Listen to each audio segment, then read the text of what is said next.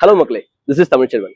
இந்த 2026 எலெக்ஷன்ல நடந்த சில சுவாரஸ்யமான தகவல்கள் அண்ட் சம் இன்ட்ரெஸ்டிங் ஃபேக்ட்ஸ்லாம் தான் இந்த வீடியோவில் பார்க்க போறோம். இந்த தமிழ்நாட்டிலே யங்கஸ்ட் சீஃப் மினிஸ்டர் விஜய் அவர்கள் தான் நிறைய வீடியோஸ் போய்கிட்டு இருக்கு. அதுல ஒரு சின்ன ஆட் ஆன் டீடைல்ஸ் மட்டும் கொடுத்துட்றேன். தமிழ்நாடு ஹிஸ்டரியிலேயே ஒரு யங்கஸ்ட் சிஎம் அப்படின்னு சொல்லி பார்த்தா ஜெயலலிதா அவர்கள் அப்படின்னு தான் சொல்லணும். ஏன்னா அவங்களோட 43வது வயசுல தான் அவங்க முதல் முறையா சிஎம்மா பதவி ஏற்றுக்கிட்டாங்க. அதுக்கு அடுத்த ஒரு யங்கஸ்ட் ஏஜ்னு சொல்லி பார்த்தோம்னா கலைஞர் அவர்கள். அவரு தன்னோட 44வது வயசுல சிஎம்மா பொறுப்பேற்றுக்கிட்டாரு. அதுக்கு அடுத்தபடியான ஒரு யங்கஸ்ட் ஏஜ்னு சொல்லணும்னா 1954 கர்ம வீரர் காமராஜர் அவர்கள் தான் தன்னோட 51வது வயசுல பதவி ஏற்றுக்கிட்டாரு.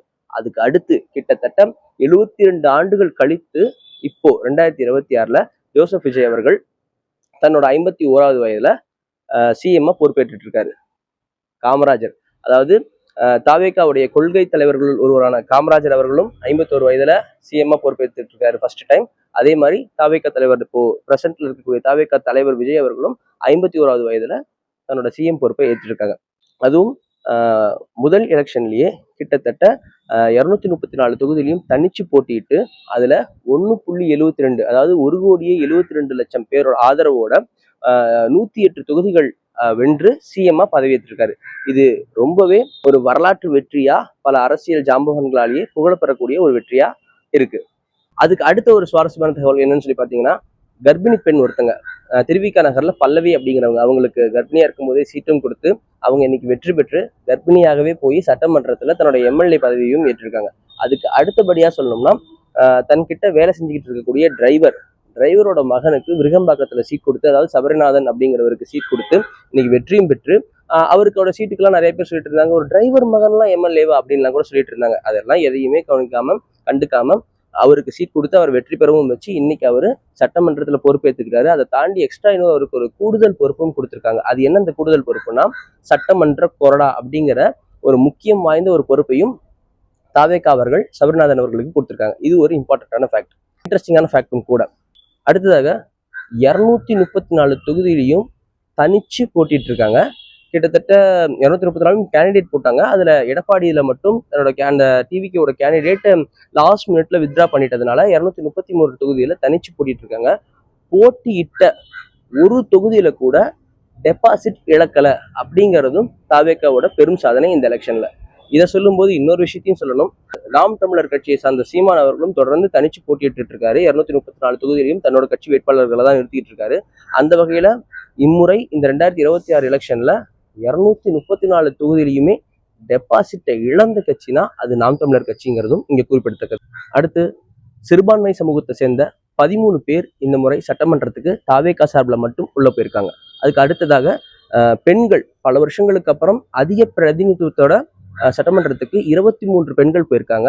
அதுல 10 பெண்கள் திமுக, அதிமுக, பாமக அந்த கட்சி சேர்ந்தவர்கள்.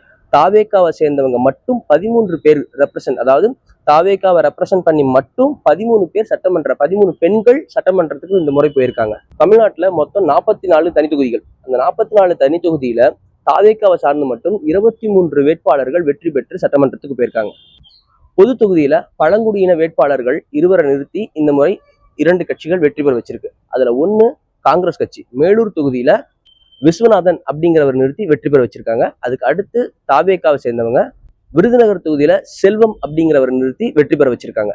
இது உண்மையிலேயே பல அரசியல் பேசுறவங்க, அரசியல் விமர்சகர்களால கூட ஒரு பெரிய விஷயமா போற்றி பேசிட்டு இருந்தக்கூடிய ஒரு விஷயம் தான். ஏன்னா பொது தொகுதியில அவ்வளவு சீக்கிரம் பழங்குடியின மக்களை நிறுத்தி வெற்றி பெற வைக்கிறதுங்கிறது அரசியல் வரலாறுல அரிதா நடக்கக்கூடிய ஒரு விஷயம் தான். எல்லாத்தையும் தாண்டி ஒரு வாக்கு வித்தியாசத்துல தாவேகாவை சேர்ந்த ஒரு வேட்பாளர் வெற்றி பெற்றிருக்காரு. அதுவும் யாரை எதிர்த்து? முன்னாள் அமைச்சர் பெரிய கருப்பன் அவர்களை எதிர்த்து. ஆனாலும் இந்த ஒரு ஓட்டு வித்தியாசம்ல வெற்றி அப்படிங்கிறது எனக்கு சந்தேகத்தை கொடுக்குது அப்படின்னு சொல்லி பெரிய கருப்பன் அவர்கள் கேஸ் போட்டதுனால அந்த கேஸ் இன்னும் நடந்துகிட்டு இருக்கு. முந்தா நேற்று சட்டமன்றத்தில் நடந்த ஃப்ளோர் டெஸ்ட், அதாவது பெரும்பான்மையை நிரூபிக்கக்கூடிய நேரம் அப்படின்னு சொல்லுவாங்க. அதுல சட்டமன்ற உறுப்பினர்கள் எல்லாமே ஓட்டு போடணும்.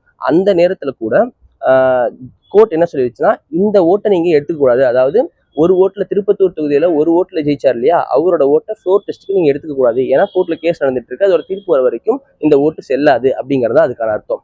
அடுத்ததாக உத்தரமேரூர் தொகுதியில முனிரத்னம் அப்படிங்கிற ஒரு மாற்றுத்திறனாளி நபருக்கு வாய்ப்பு கொடுத்து அவர் வெற்றி பெற்று அவரும் இன்னைக்கு சட்டமன்றத்துக்கு போயிருக்காரு. அதுக்கு அடுத்து ஒரு 10 வருஷம் 2016க்கு அப்புறம் கிட்டத்தட்ட 10 வருஷம் கழிச்சு பிராமின்ஸ் ஒரு 2 பேர் சட்டமன்றத்துக்கு போயிருக்காங்க. ஒன்னு மயிலாப்பூர், இன்னொன்னு ஸ்ரீரங்கத்தை சேர்ந்த ரமேஷ் அவர்களும், மயிலாப்பூரை சேர்ந்த வெங்கட்ரமன் அவர்களும். இப்படி எல்லா வகையிலையுமே ஏதோ ஒரு விஷயத்த முதன்மைப்படுத்தி, இல்ல இது வரலாறுல இது ஒரு முக்கியமான விஷயம் அப்படின்னு சொல்ற அளவுக்கு தாவேகா கட்சி வெற்றி பெற்றிருக்காங்க. சாரி, இன்னொரு முக்கியமான விஷயத்த குறிப்பிட மறந்துட்டேன். 35 வயதுக்கும் குறைவான இளைஞர்கள் அதிகப்படியா சட்டமன்றத்துல இம்முறை இடம்பெற்றிருக்காங்கன்றதும் கூடுதல் தகவல். அடுத்து தனி தொகுதினா என்ன, பொது தொகுதினா என்ன, சட்டமன்ற கொறடானா என்ன, இந்த மாதிரியான வார்த்தைகளுக்கெல்லாம் அடுத்தடுத்த வீடியோல விளக்கங்கள் பார்ப்போம். இந்த மாதிரி இன்ட்ரெஸ்டிங் ஃபேக்ட்ஸை தெரிஞ்சுக்கணும்னா நம்மளோட தமிழ் நியூஸ் சேனலை சப்ஸ்கிரைப் பண்ணிக்கோங்க. இந்த டீடைல்ஸ் உங்க ஃப்ரெண்ட்ஸ்க்கும் தெரிஞ்சுக்கணும் அப்படின்னா ஷேர் பண்ணுங்க. அடுத்த வீடியோல மீட் பண்ணுவோம். This is Tamil Selvan, Tamil news. Bye.